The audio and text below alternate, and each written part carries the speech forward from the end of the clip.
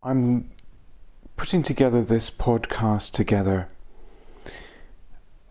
right in the middle of perhaps the strangest time I've ever known.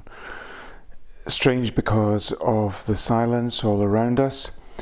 I live on a little island south of the town of Oban on the west coast of Scotland. And normally it's certainly a quiet enough place. It has the advantage, though, of being a toy island in the sense that it has a bridge linking it to the mainland. A bridge that is romantically called the Bridge over the Atlantic because it crosses a slither, I should say, of thin water between this landfall and mainland Scotland. But at the best of times, it is a quiet place. It's not like an Outer Hebridean island. It doesn't have absolute solitude, cut-offness. It's not an Iona. It's quite busy. There are 500 souls living on it. But nevertheless, at the best of times, it is pretty quiet. Now it is truly quiet because the tourist season, such as it is on our island, would have begun by now, and nothing has begun. Nothing has begun anywhere. Everywhere is lying, it feels, half asleep in this strange in-between state as we await developments with progress with the virus. And I'm blessed enough to have a studio beside the house where I write. That's the one requirement as far as I'm concerned. It's total silence. Some writers are famously able to, in fact, they want a hubbub of low noise around them. I am with the majority there. I require nothing apart from pen and paper, but total and absolute silence. And this studio space affords that. It's a wonderful, wonderful location. It's situated, because our garden is very wet, it's situated above a garage. And it affords views over what I would call a little lochen. It's really not much more than a pond, which is busy with swans and geese and all wonders of creation, day and night. So I say, how blessed is it to be disturbed by geese? Because there are geese flying over every day without fail, and often many times a day. I'm also a painter, not a very successful one, but I love painting, using oils. So quite a lot of the time, the studio is a painting space. But more than just being a writing space and a painting space, it's also a meditative space. It's a place of what the Russians would call pustynia. It's a retreat space and a spiritual space as a result. It's somewhere where there is never loudness, where there's always some degree of solitude, of quiet, of reflection, of meditative being, put it that way, and sometimes going as far as prayer. And that means for me that special things are found here. It has become something. It's become a cave of quiet, a cave of reflection. And I have a sense of, how shall I express it, of what I call deep writing, a place of deep writing. By that I mean that it's not enough just to go into a kind of office space and shut the door and do a 9-to-5 existence.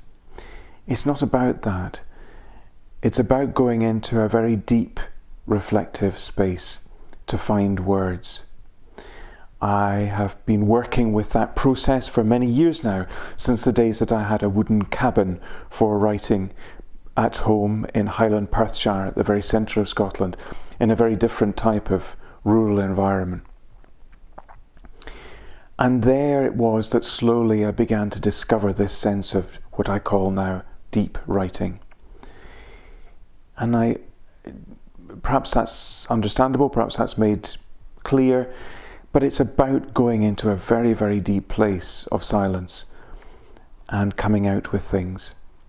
And of course you can't dictate the coming of those things. You just have to be ready for them.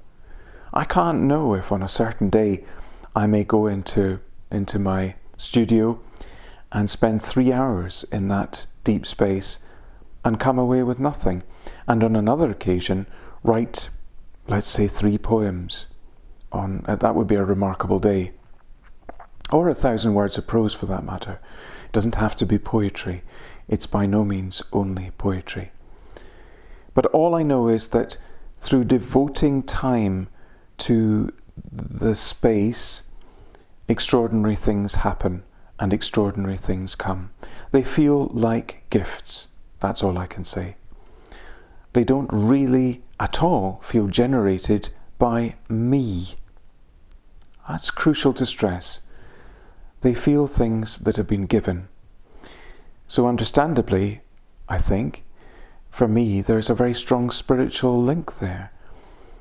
I feel that I am, on occasion, as it were, given baskets of words. That's all I know. The rest of my life, out there in the wider world, often feels terribly mundane.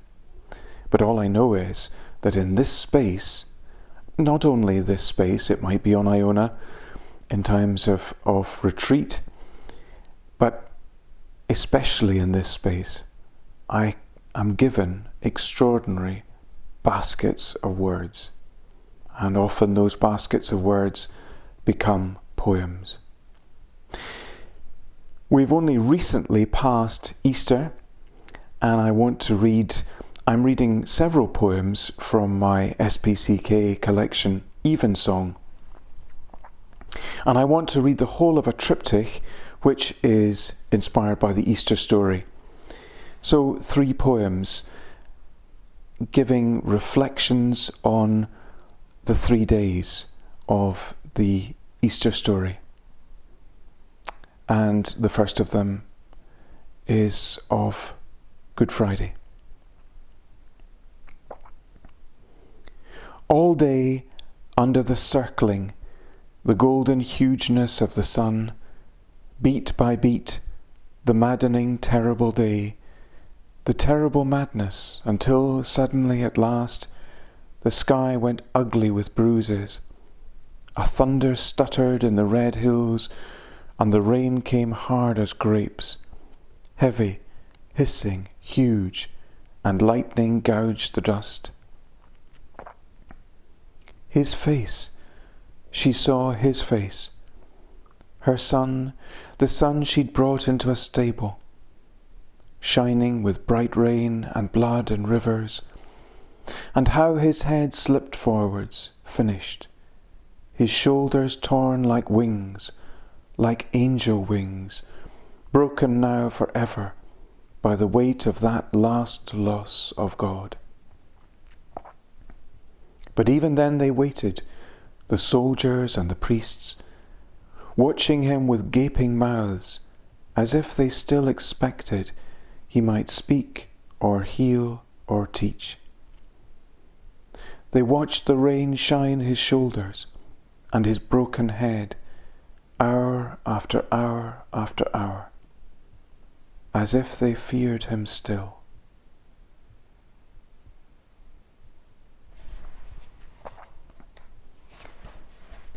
And the second part from Low Saturday, the waiting. Nothing.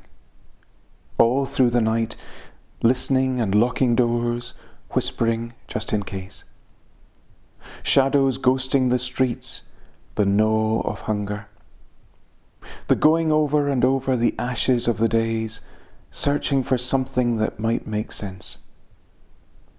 no star in the sky, no light, just the wound of morning in the end, before remembering, before trying to pray in the empty silence of the walls, and feeling all the words like dust scattered and blown away. The slow beat of time, hour by hour, like drops of blood, like drops of grief, till night and sleepless dark.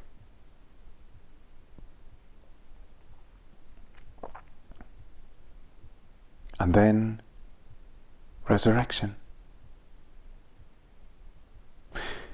It was over. They left Jerusalem in the dead of night. No light alive. The grey rocks of the last days, raw and jagged in their throats. They were fishermen, went back broken to the only thing they knew, to Galilee. And all night nothing. The sky's aubergine, a piling of bruised clouds, the lake eerie and moonless, creeping with shadows, the cold leaking into feet and hands like leprosy. Dawn was a wound in the east, a gash, the twist of a rusted knife. And there a figure on the shore beside a fire, someone who seemed to wait for them.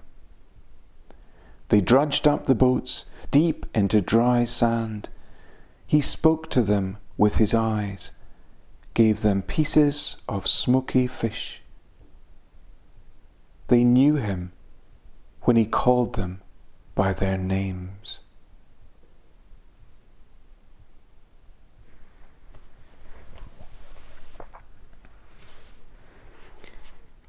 And then returning to the present day and to our present Easter.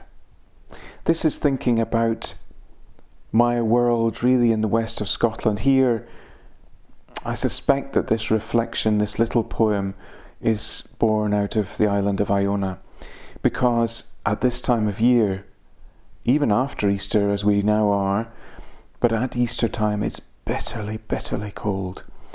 There isn't snow on the island itself, or very rarely, but there certainly is normally in the surrounding hills and on the high hills of the neighbouring island of Mull.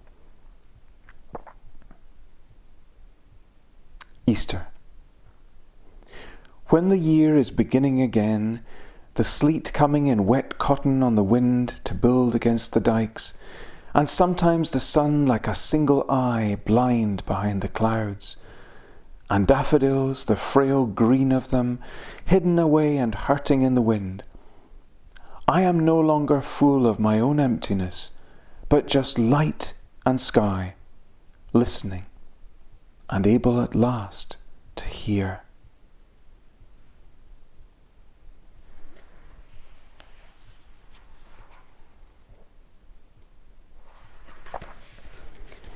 And I want to finish with a last couple of poems that are looking ahead to high summer.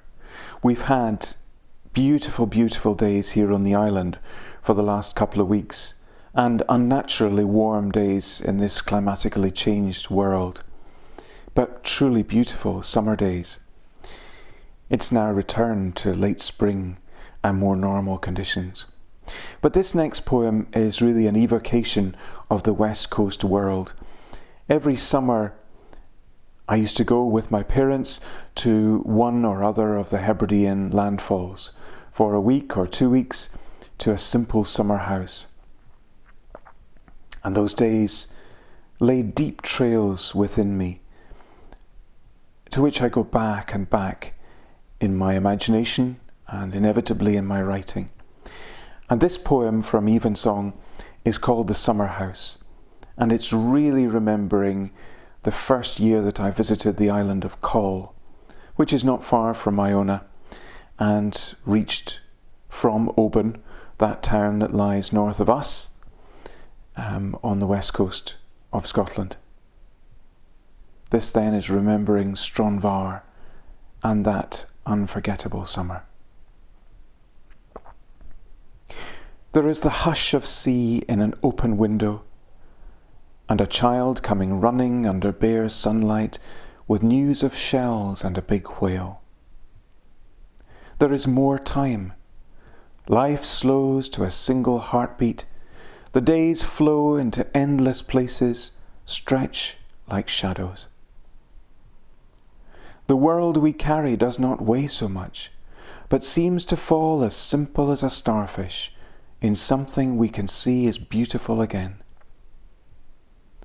Sometimes we ride the sea, go out to climb the waves, to have the laughter knocked from us in play, and come back breathless to our barefoot house to listen to the late day made of curlews.